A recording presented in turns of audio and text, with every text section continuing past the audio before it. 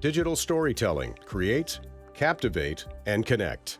Join Murrow faculty members Tony Thompson and Matt Loveless as they discuss ways in which they have used digital techniques to report or create some of our region's most important stories, and learn how journalists and strategic communication professionals approach digital storytelling differently.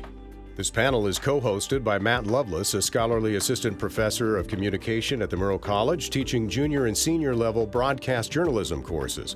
In addition to teaching, Matt works with Northwest Public Broadcasting, covering local elections, producing and hosting television programs with candidates in primary and general elections in Eastern Washington.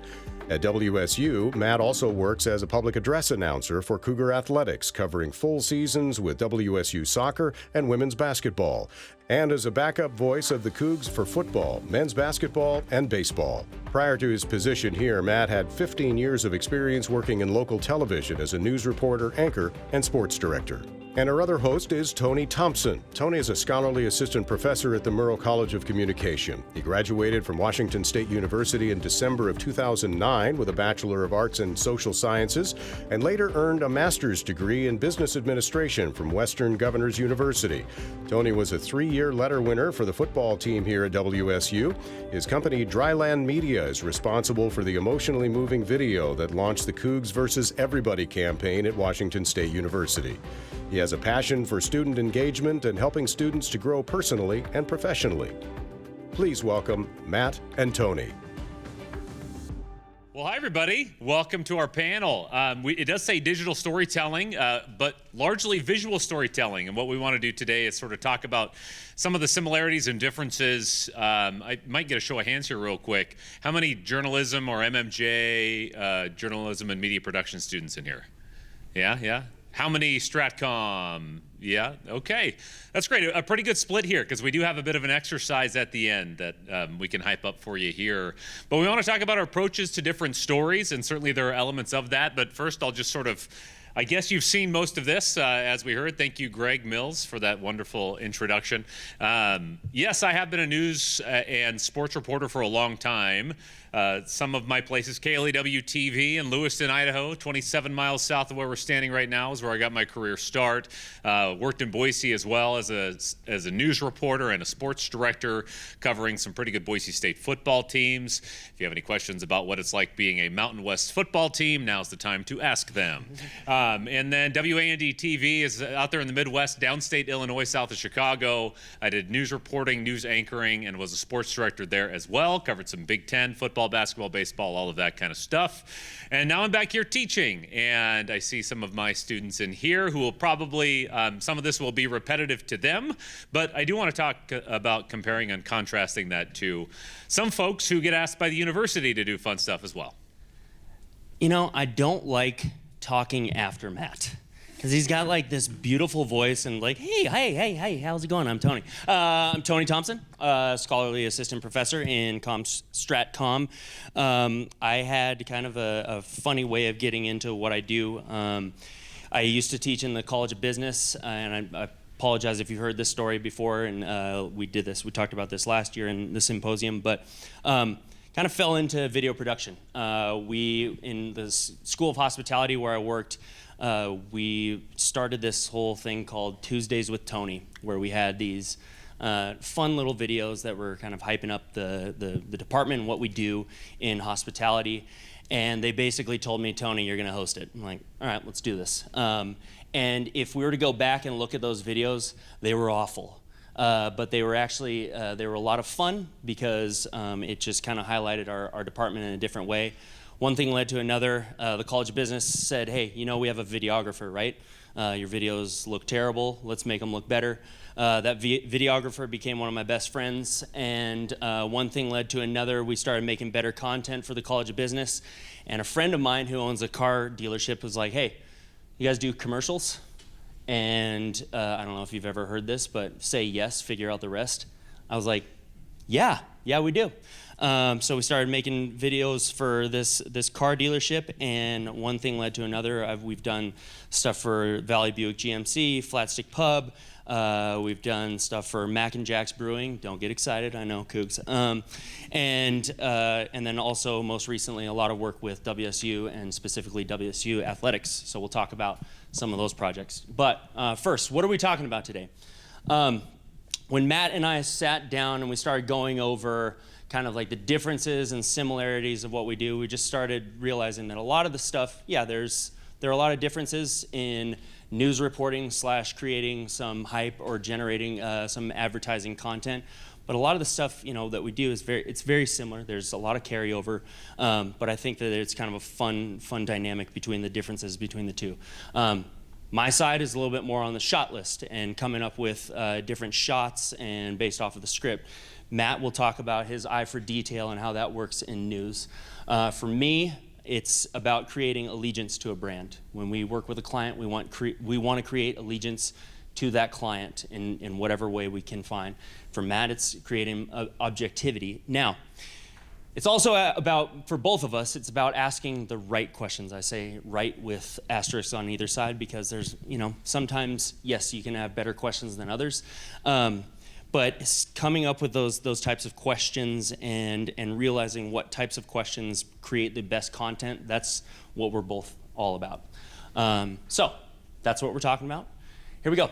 So shot list. So based on my side, when we create content, some people do it differently. The way we do stuff at Dryland Media is we come up with what's being said and we figure out everything else from there. So that could be somebody doing a voiceover. That could be us interviewing somebody. However we go about doing that, we find out what's being said, and then we find out the visual stories that go with that. The video that they talked about that we produced for athletics last year that got a ton of publicity, these are some of the shots that we got from that video. I wanted to show you this because a lot of the projects that we do are based on footage that we shoot, but sometimes if we have something like WSU Athletics, they have footage everywhere, right? You can pull it from WSU UMAC, you can pull it from athletics. So a lot of this was, we had drone shots that we shot ourselves, and we also shot, recognize that hand? It's my hand. Hand model, no big deal. But we shot that opening shot, we shot some drone shots, but the rest of it was provided by WSU. So we became kind of like content curators, right? So that's kind of how we do our process with starting something out. We figure out the script, we figure out the shots and the imagery that goes with that script, and that's how it goes at Dryland Media. So Matt, go for you. Yeah, I'll follow up here as we get a look at this wonderful looking shelf. I wonder whose office that is in. Want to talk about the shot list just a little bit because obviously when it comes to journalism, especially visual journalism, broadcast journalism, we have video as this utility, right? These visuals that can help tell the story. Sometimes we can just shut up and show them. So it does take a little bit of planning, sometimes having an idea of what you want to see, how video enhances a story, even if it is through a journalism lens. But I always like to talk about having an eye for detail and the important elements of a story that are just right there in front of you that you might miss out on. Right in front of you, this is my bookshelf. I sit right here every single day. And take it in, by the way. Look at everything. Judge the amount of bobbleheads I have in there. Every little thing in there tells a story about me. And so what I would tell a student if they were doing a story about me, please don't, is that pay attention to what's on that bookshelf. Does anybody notice anything stand out up there? The yellow crown on the left. The yellow crown on the left. What is that? Anybody know what that is? King Felix. That's the crown. What does that tell you about me?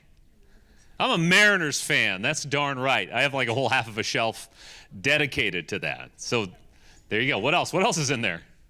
Yeah. Oh, I was hoping somebody would notice the cow trophy. I got to tell a wonderful story about that. Back when I was working in the Midwest, I got to actually, as a media celebrity, which is hilarious, show cows at the Illinois State Fair, which is very famous for its butter cow. If you ever go to a Midwestern state fair, there you go. Greasy food and things made of butter. I got a trophy because our heifer won first place. And so that is my trophy from that time. Oh my Thank you. Hold the applause till the end. Thank you. What else? What else do we notice in here? Yeah. Empty can of Celsius above your printer. Oh, I'm so glad you noticed this as well. This is a can of Rockstar right there. What does that tell you about me? Yes, caffeine and too busy to throw the damn thing away. Now, I bring all of that up. Everything from, I got a Cougar helmet. Where the hell did that come from? Did I steal it from a baseball game? Right here is a ball signed by Bobo Brayton back in 1993. That was when I got to throw the very first pitch of the 1993 season when I was a young lad. What does that tell you about me? I've been a Coug. Well, if you couldn't tell by that, you can tell by that baseball. So yes, so I bring up that attention to detail. And we've had certain stories, and I feel like some of the really effective ways we've gone about sort of unlocking how to write those stories in our classes is just paying attention to what's in this frame. Let's see, what else can I find in here? Here's my little kook section. I got my Mike Leach head. There's my Charlize bauble, which I wish she didn't announce that she was leaving yesterday. I got my Julios here. Why do I have a framed 8x10 picture of Ken Griffey Jr.? It's not signed or anything. It's just a picture of him. Behind that is actually pictures of me when I was like 5 that my mom gave me. And I thought, you know what? I like Ken Griffey's face better than my own. So I put that in there. Why do I have the 2005 University of Illinois Final Four basketball team full bobblehead set? Why would I? That's a story from my career. That is a story from covering Big Ten sports and events. And so I show that. I also, just on the adjacent wall, I have pretty much every credential I've ever had.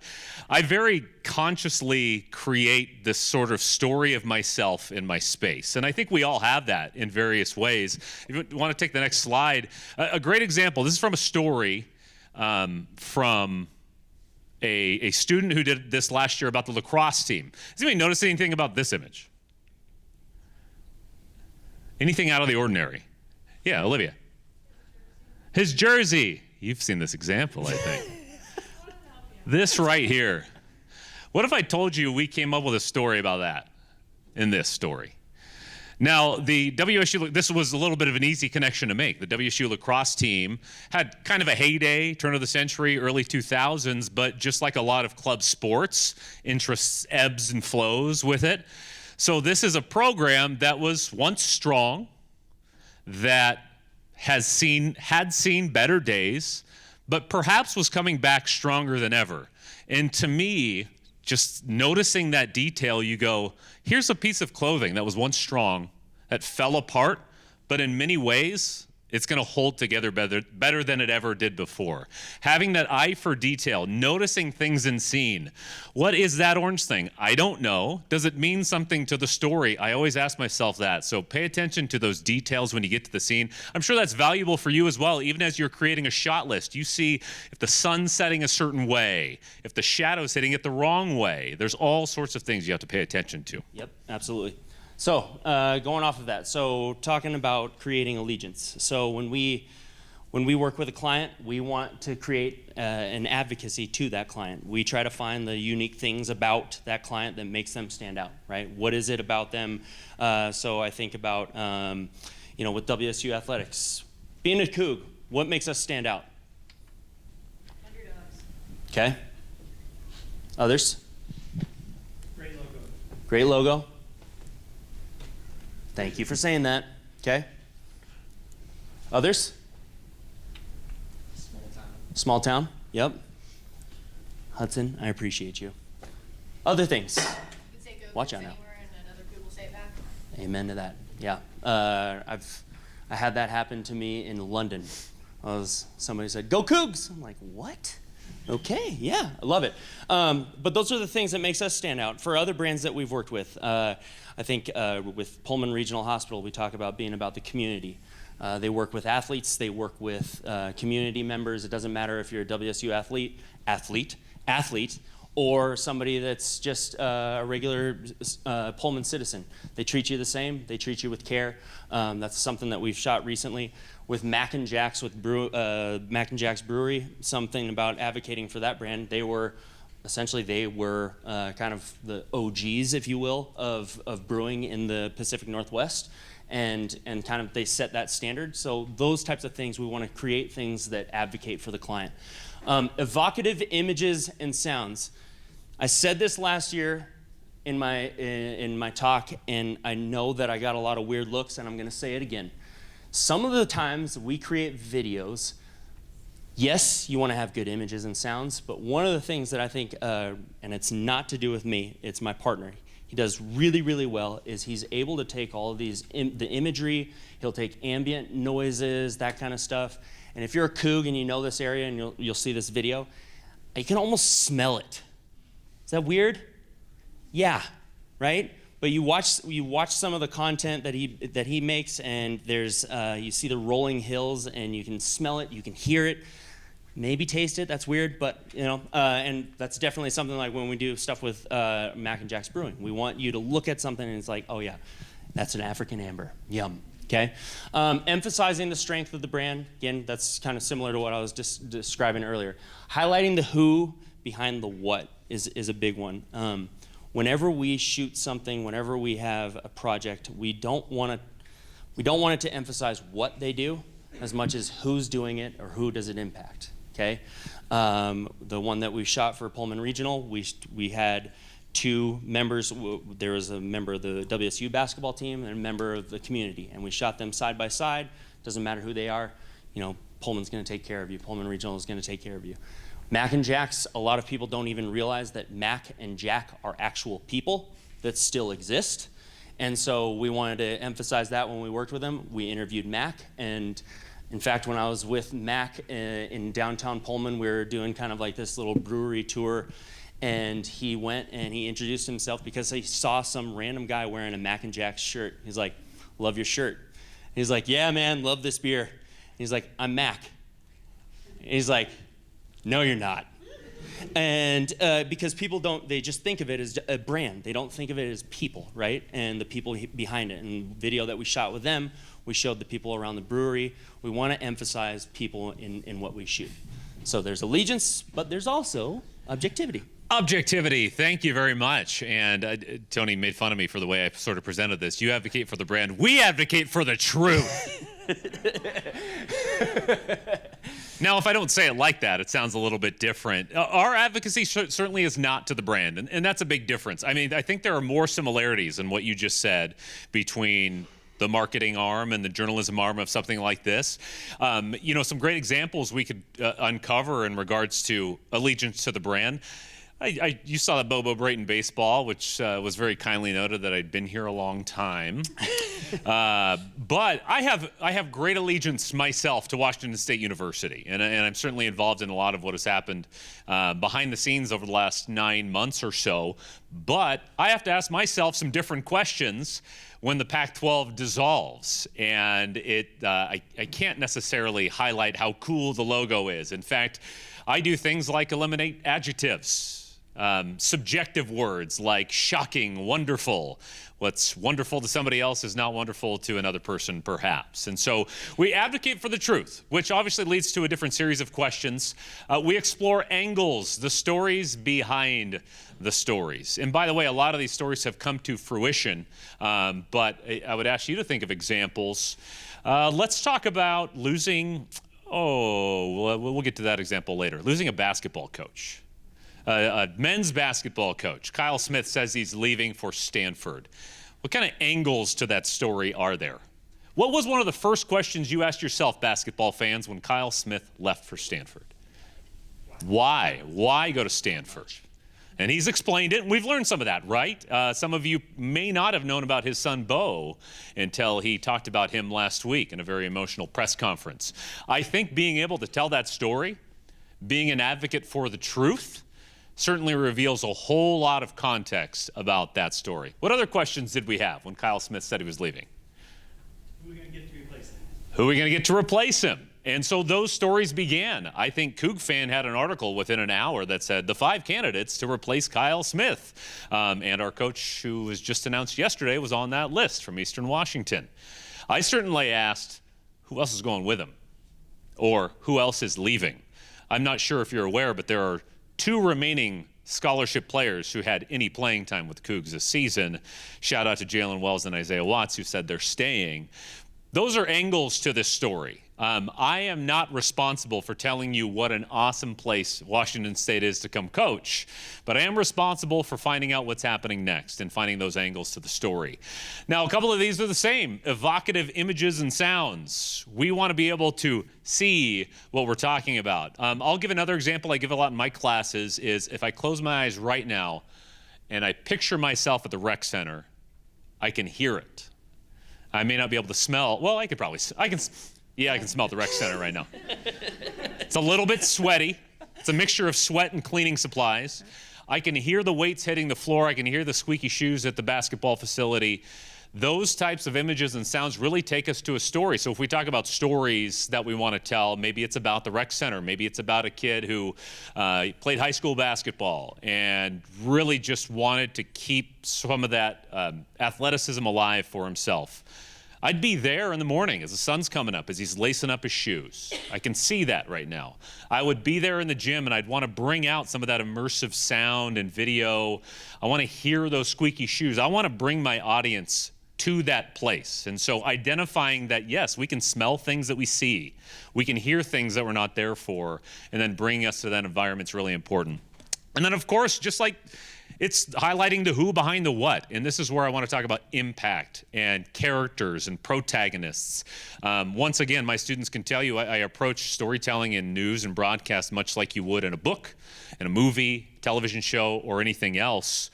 If I don't care about the people in my stories, or I don't care about how this topic I have affects people, then I'm not doing it effectively. So we're always looking for the who. If it's about a property tax increase, yawn, right? Well, it's not really yawn if we're talking about a family that's not able to afford rent anymore because their landlord is increasing rent. Anybody around here care about how landlords treat their tenants?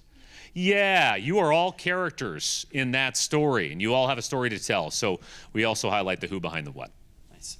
So moving on. So we talk about questions, and if you can take note of some of the questions that I'll be talking about and that Matt will be talking about here in a sec. One of the biggest things, so when we got approached by athletics to make a video going into this whole realignment craziness that happened last year and is continuing to happen, is they basically asked us, they said, we want to create a video that emphasizes the strength of WSU's brand. We want to create a video that shows the fact that we have surprisingly great viewership numbers. And we also want people to understand that there are a lot of people from WSU, notable grads that people know about, but they don't necessarily know that they're Cougs, right? And also, so that we had this whole list. And also emphasize the fact that we have a great logo, okay? I'm like, oh, that's it? Okay, so the biggest thing when my partner Josue and I, we sit down, we start asking them, we start asking ourselves certain questions. Questions like, who do we want to see this? That one was a tough one because there was a mixture. They were hoping to send this to presidents of universities in other conferences. They were hoping to send this to commissioners of other conferences. But they also, side note, they wanted Cougs to feel inspired. So in our heads, we start thinking, okay, maybe we have to find people that are very notable on a national level, instead of just highlighting people like, that if you know, you know. Like, we don't want people that just Cougs know. We want people that are known on a national brand, right? What do we want them to say? So what do we want them to say after watching this?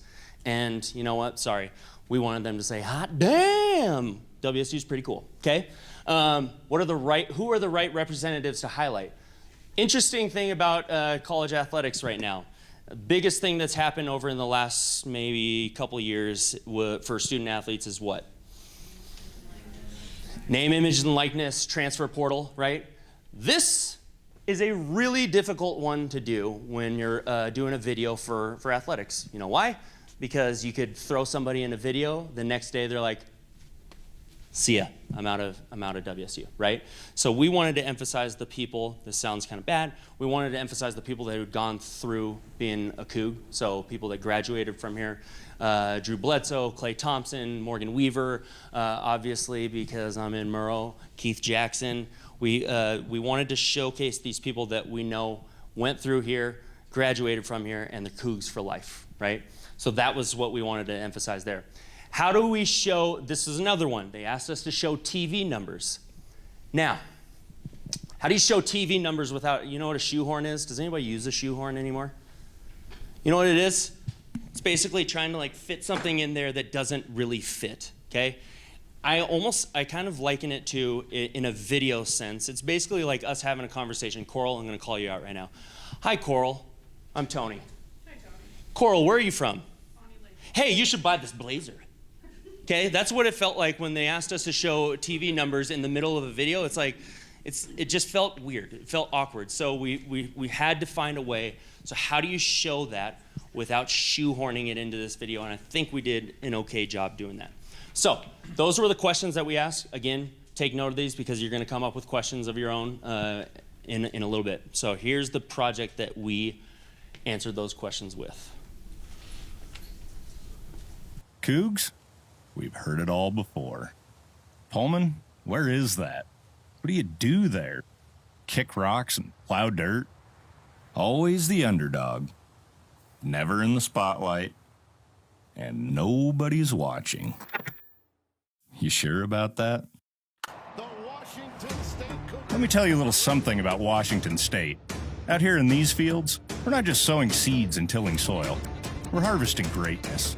We crank out bucket droppers, showstoppers, trendsetters, goal scorers, history makers, and the enduring voice of college football.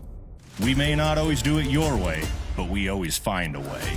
And we're not just finding a way on the field, we find our way home. Back to Pullman, the Palouse, God's country, the Tuscany of America. Not our words, theirs.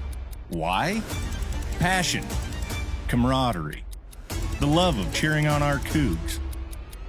And when we're not here, we're tuning in.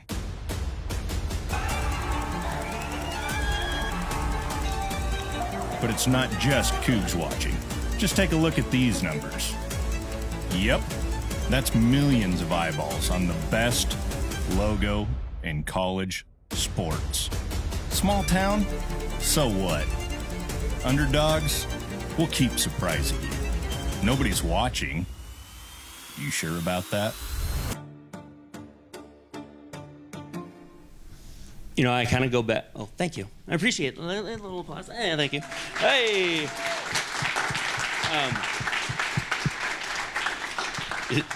It's kind of like what does Yakima say? They're the Palm Springs of Washington. Darn straight we do. I was like, yeah, I'm a Yakima kid here. The Tuscany of America. I'm like, I wonder if anybody in Tuscany says they're the Palouse of Italy. That's, yeah, you know, think about that. That's your next marketing campaign. But yeah, so funny thing about, so the TV ratings, the TV numbers, I will never, ever forget this. We sent the video, they launched it. It had several 100,000 views already, and then my wife was watching the video, and she's like, "Your numbers are wrong," and I'm like, so I had to go back, and she was right. Little Uncle Tony advice: double check your facts before you get it out. What we had done was you saw the graphic where it showed the TV numbers.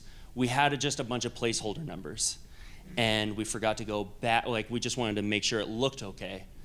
We forgot to go back, and we had the placement of where WSU was, like number 5 and number 6, we had that correct, but everything else, if you want to see it, someday I'll show it to you, everything else was all jacked up.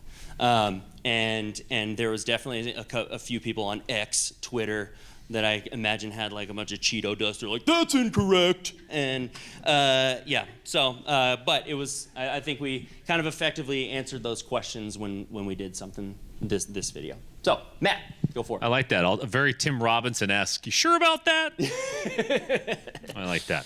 Yeah, my questions, and I'm going to do a bit of a different example. Not everything has to be about WSU athletics, even though 95% of this session will be, because I have a story example. So my questions are angles. What are the angles here if I'm covering a story? What's happening now? What could come next? And I know I talked a bit about that as we call these breakout stories, follows, things that are side effects of the stories that we're covering. Also characters. I cannot express the importance of finding the right characters for your story. Frequent examples I give if we're talking about mental health. You need to find somebody who's struggling. We did a lot of stories during COVID about mental health and learning online. The student who says, oh yeah, I just play a little bit of Xbox and then usually I feel okay. I don't know if that's everybody's experience, and I don't know if that's the mental health struggle that we're talking about. It's the student who flunked out of school, who just couldn't do it anymore. We need to hear their story, and we need to hear why. And so finding the right characters, who does this impact? How do we prioritize them in our story? Sometimes you're handed great characters, and the idea is not to screw it up. Visuals, where are the relevant locations? Obviously, what does a viewer need to see? What does a viewer need to feel? I will warn you that the story I will show you that I've done from my past is an assault on the senses, so be prepared for that, but that's the idea. I wanted you to feel there. I wanted you to feel the tension and the energy from the story. And then writing. Here's a consideration. How do I make this make sense? Obviously, I need to fact check as well and make sure my numbers are good. We do advocate for the truth after all, Tony. Yes. How do I make this make sense? So one of our considerations is conversational style. If you have not heard this phrase before, lock it in your brain. Write like you talk. Write like you talk, because conversational style, making sure you sound like a human being when you deliver that information, is going to appeal to human beings when they hear it. We avoid cop speak. I have never said, honey, I'm entering the roadway at a high rate of speed in lane A northbound. No, a police officer will say that to you verbatim. They got on the highway. That's how I would say it. That's how I would say it in my story. So a lot of my considerations are writing this in a way that it makes sense to you. Let's flip on to a story. So this is a story pitch that I had. The Boxer. The pitch is a young man with a troubled past and family life turns to boxing. One of the storylines, and this is me from a life of youth sports, is playing sports keeps you busy and generally out of trouble. That was a big storyline with this one. Why did he choose boxing? What does he think he would be doing if he doesn't do this? What is his routine and where can I find him? My big challenge here was to tell this person's story. Figure out what it is in their life that they're trying to get away from and what a day is like in an effort to be able to do that. And I had to think about expressing that. And by the way, we talk about storyboarding versus eye for detail. You do storyboard this a little bit. I figured out he's a cook at a restaurant. Well, I got to go to that restaurant. I don't just want to go to that restaurant. I want to know what people think of the food that he cooks for them. Little details like that add to the story. And so we can check this one out. Look at that guy. Yeah, big guy. I wake up around 5:30 or 6 every morning, and depending if I have to open the restaurant or not. Some mornings I'm there at 6. This is a story about a breakfast cook. Sausage is really good here. Dalton Heathcock, cooking up a half shoe at the Blue Spoon in Decatur. But it's not his cooking that got him paired up with Decatur's Jordan Maxey. You can't judge a book by its cover. And that's kind of the best way I can describe him. This is also a story about an up-and-comer. Unassuming with an apron and a ladle, Heathcock is also a 2-time Golden Gloves winner. In boxing, it's an amateur regional championship. I mean, you could go around Decatur, you're not going to find many people that can actually say they won the Golden Gloves, and then to say you won it twice is really rare. Maxey would know he's a 4-time Golden Gloves winner. Come back around this way. Oh. And he's taken the slender, tattooed, ponytailed fighter under his wing. Over here. The kid works hard, he listens. If I tell him to run an extra mile, he's never going to say, oh man, he works hard. I had done some other martial arts and stuff like that before, but when I decided I finally just want to box and that's it, I knew where to go already. The two have worked together full-time for about a year now. I wake up early and go to work. Me and Jordan are working out either in the afternoon or at night. The next day is the same thing, wake up and go to work and repeat. My days are all the same. That routine, Heathcock says, stands between him and a life of trouble. If I'm not doing this, I'll probably out partying somewhere, you know, and that's not good, that's never good. If you don't have any goals, then your life really has no direction. So that's basically what this is. He's found that purpose, working every day for a bigger prize. I want to be a world champion one day, and I think I will be a world champion one day. I don't have any doubt. If his fighting is anything like his cooking. Oh, I had it this morning. Oh yeah, eggs and spinach, man, at the Blue Spoon. I love that place, seriously. Maxie says the sky's the limit. So that was a nice story. Give him a round of applause. Come on now. Come on now. Now, I will point out, you know, I don't know if that story feels quite as fun as what you put together. Certainly it is more entertaining with a little bit of music and things like that. But that's a story about a kid who has avoided some trouble. Now, I'll say I've sort of followed him in the years since I've done this story. He's won a few more regional titles. He has had some brushes with the law. And he's got a really fascinating continuing story. I say brushes with the law. I think he was arrested once, argued some wrongfully accused stuff, but that has to do in part because of his name. There's another follow-up story about the Heathcock name in that town that is a little bit notorious in a sad way. It felt important to tell the story and to sort of follow him along. There's that little sequence there where he goes into the restaurant and then goes to the gym, goes into the restaurant and goes to the gym. I'm trying to generate that feeling of routine and the necessity of that routine to be able to tell that story. Do you mind teeing it up for the exercise a little bit? Yeah, so we have a bit of an exercise, and let's just pick a current event here. A couple of pictures that are going to make you feel something, right? Essentially, what we would like to do is split the room in half here, and let's keep it simple. Tony, you take those ones, I'll take this half. Okay. We're the journalists here. And you Comstrat folks, you're going to have to think like a journalist here. You are the Comstrat folks trying to come up with a way to tell the story. How do we move forward? Here we go. In case you didn't know, Pat Chun was our athletic director here for a number of years, and he snuck off overnight along 26 past Vantage. No, I'm sure they just flew him there. And was introduced as University of Washington athletic director. A story that created all sorts of feelings among our citizens. It certainly created a bunch of stories among our journalists. It created a bit of a situation for our marketers here in Washington State. What we want to do, and this is where, you know, we'll sort of tee up the news side of this, is fact-finding. There's a lot of angles here and information. So what I want my side to do, and you can set yours up, Tony. I want my side, think like journalists. What are the angles of the story? What do we need to do to tell this story properly? What things do we need to consider? And what kind of questions do we need to ask? And then on this side, so we can also pair up. Don't feel like you need to do this by yourself. If you want to pair up with somebody next to you, awesome. From a marketing and advertising perspective, first things I think about when that happened is, okay, this embodies Cougs versus everybody, even more so, right?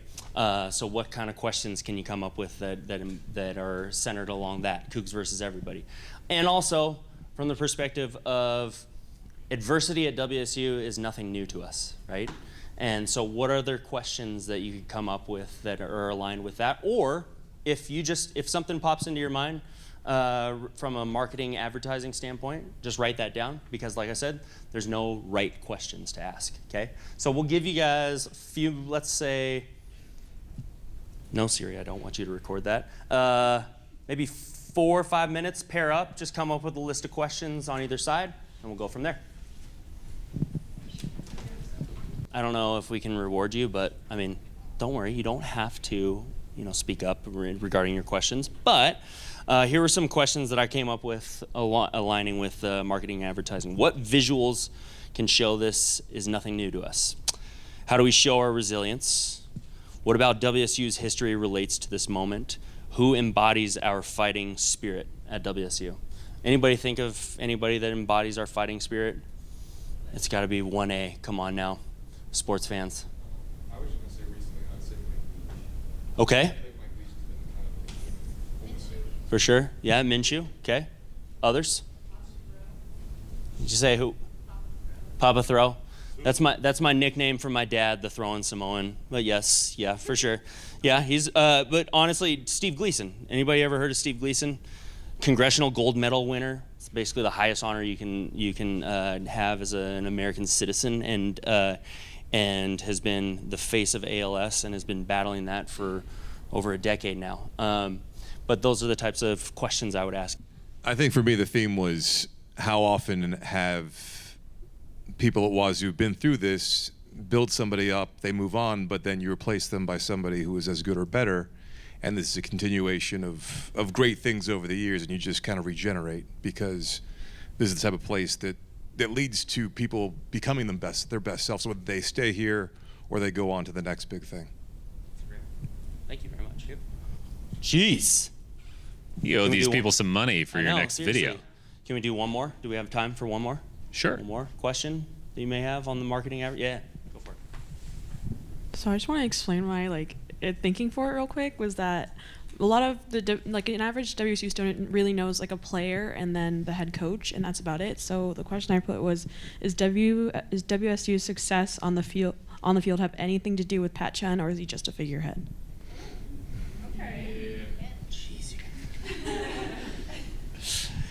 Wow.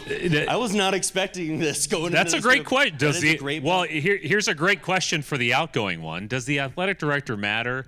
To the incoming one, I don't know if I would sell that to him. Yeah, for sure. But that's great. All right. Nice job. From our journalists, what kind of questions, angles, storylines did we have? Yes, Coral. Yeah, why did he break his contract early? He signed in 2021 saying that he would stay till 2026, so why is he leaving in 2024? Is it because the Pac-12 is dissolving, or what's the reason? It's a great question. And to do that, we would certainly want to try to talk to him, right? And so some of the effort is we actually go grab him and say, why did you do this? And that's that accountability angle that we go with. All right, what else do we come up with? What angles of this story, I should say, which lead to question? Yeah, okay. Speak up. Here we go. So we had, does this put WSU at a disadvantage in regards to the Pac-12 legal battle? Because he kind of helped cultivate it and bring it together, and so now that he's leaving, and inevitably to the Big Ten, how does that affect that? And that's a good question that shows you've been paying attention. Pat Chun was just appointed to the CFP committee. And we all celebrated that just a few weeks ago, saying, hey, it's nice to have a voice on there. Well, now we don't have a voice on there, and I know our president's still trying to hang on to that. I would ask this, who's impacted in terms of where do the stories come from? Yeah, students, student athletes, right? That's an important one. Who might you talk to from a student athlete perspective to tell this story? We've done a lot of this, Brendan, you know that, in terms of trying to find angles to essentially the dissolution of the Pac-12. Who does this affect? Well, I'll tell you this, and sort of to answer your question, while you were doing the exercise, I ran over to my phone. I have an active public records request in for Pat Chun's contract at the University of Washington. I was very much hoping to just read it to you all here today for the sake of open information. That may provide an answer to why he left. Can I tell you something here in my hunt for the truth? According to my sources, he asked for the moon in a 6-year contract, and they gave it to him, not thinking that they would say yes. So his asking price was met. The amount of years he wanted was met. There's an angle to that story. So what does that tell you? We want information, right? Our big thing is we want answers to the curiosities we all have from the journalism point of view. Yeah, and just kind of summing this all up is... I got another question, why would you dub on him? Yeah. You guys, I don't want to do this. I don't want to get in hot water. He had animosity. He had animosity with Lee. He had animosity with Kyle Williams. Why the hell would you dub on this guy? Based on especially the fight that had happened over the last 9 months or so. And I'm pretty sure that there were people that asked Anna Marie Cassé that question during his introductory press conference. I would say the answers were poor from my analytical perspective, ultimately. But that is a great question. And that's a question we would have to ask him. But what I was going to say is one of the things that when Matt and I were sitting down and talking about, going through our process, both of us agreed that it is very important that you start asking questions, right, in order to come up with quality content. That's Lisa Young. She mentioned that this morning at her keynote. She talked about being curious, and I think that has kind of helped me in what I do. Obviously, it helps Matt in what he does, and honestly, it's what I love about doing this stuff is it kind of piques my curiosity and finding different ways to tell those different stories. So. Speaking of questions, does anybody have questions for us? This is mainly because my back hurts. Yes. Tony, in your marketing video for Cougs versus Everyone, did you really fly your drone into outer space? Because it really looked like that drone was just going, phew, how did you do that? I don't know his last name, but his name's Adam. And Adam is a friend of a friend who does animation, and we basically told him, do a Google Earth type thing where you're going out of the stadium and going to Honolulu. And he's like, done. I'm like, dang, these people are really talented. But yes, we did those other drone shots over by Kamiak Butte and over the hills, over some of the farms, people that I know. But yeah, that's how we did that one. They're going to say your friend named Elon. Yes, exactly. Help get some video out of space there. Yeah. Other questions? Yeah.